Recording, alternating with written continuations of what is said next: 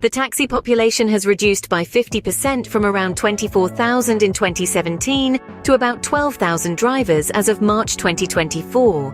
And back in 2017, the taxi population was already sharply in decline due to the entry and price rivalry of ride-hail platforms. Back in 2016, there were taxi drivers who found themselves stranded with a taxi career and having to pay for the running costs such as petrol, ERP, car park fees and other expenses. Today, the same predicament is faced by taxi drivers very recently. Many taxi drivers could not recover their running costs on a monthly basis and did not manage to bring back an income for their family. Many worked extra hours extending from 8 to 12 hours to earn an average of $5 to $10 an hour if they are lucky enough to find passengers to ensure that they constantly have jobs. When unethical platforms and corporations incite mercenary price wars in the taxi industry, they are effectively bringing harm to the drivers who had to subsidize their sales campaign or be faced with no customers and having to pay their rental and petrol costs in full without sufficient revenues to help them break even.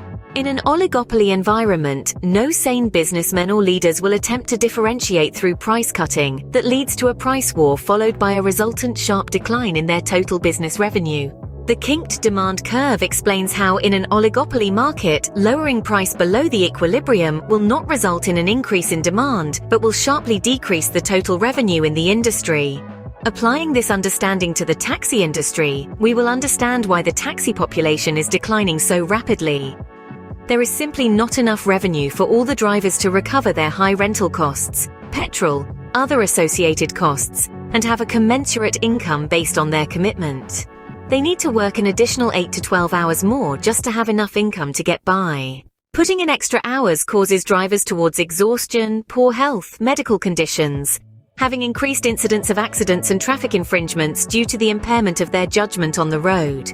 Many are confronted with extreme fatigue, medical problems, and breakdowns that come with poor health, depression, financial problems due to rising costs, income declines, and having insufficient contribution to pay bills, dues, and a decent income to bring home to their family.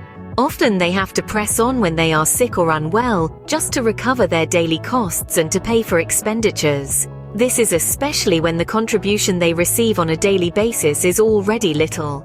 It is not the revenue that they receive, but the residual contribution that actually gives them an income.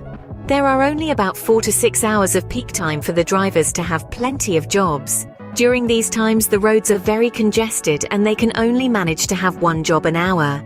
Many times the ride fare is very cheap even during peak hours. Petrol consumption is higher under such situations and the contribution to income is low. During the off-peak hours, prices are further manipulated to new lows, such that during these periods the drivers are merely working to recover costs and make no contribution to income. Recently in 2024, even in these peak hours, prices are kept low with flat-rate rides due to the price warring, which ignores the factors associated with the conditions of supply and the relevant costs. These unethical platforms, with their price manipulations in the name of demand and supply, take up jobs from the commuters and assign jobs to the taxi and private hire drivers. They get more jobs from commuters when they suppress prices and get more commissions and fees by charging the drivers for every job assigned to them. Meanwhile, the decrease in total revenue by the industry is borne by the drivers. There are two ways that they can profit. Setting an extremely high or low pricing away from the equilibrium price are both applicable. If the price is charged too low, the drivers will then suffer sharp reductions in revenue because lowering prices do not bring proportionate increase in service take-ups. These platforms like Grab, Uber, Tada or Comfort get revenue increase as they will collect fees and commissions from drivers and do not bear the consequences of reduced total turnover. In fact, the fees and commissions gained increased due to the increase in assigned jobs and the percentage charged is now higher than before. Taxi and private hire services are luxury in nature. Declines in prices are unlikely to bring proportionate change in service take-ups. This made it worse for drivers who have high bearing costs and sharp declines in revenue, on top of which they still have to pay platform fees and commissions with their costs of operations either unchanged or increasing. If the price charged is too high, then there will be a sharp decrease in business volume, but a net increase in total revenue to their platform will result, especially when the demand for driver services is inelastic. This will mean that the public commuters will have to pay a lot more to use a taxi service.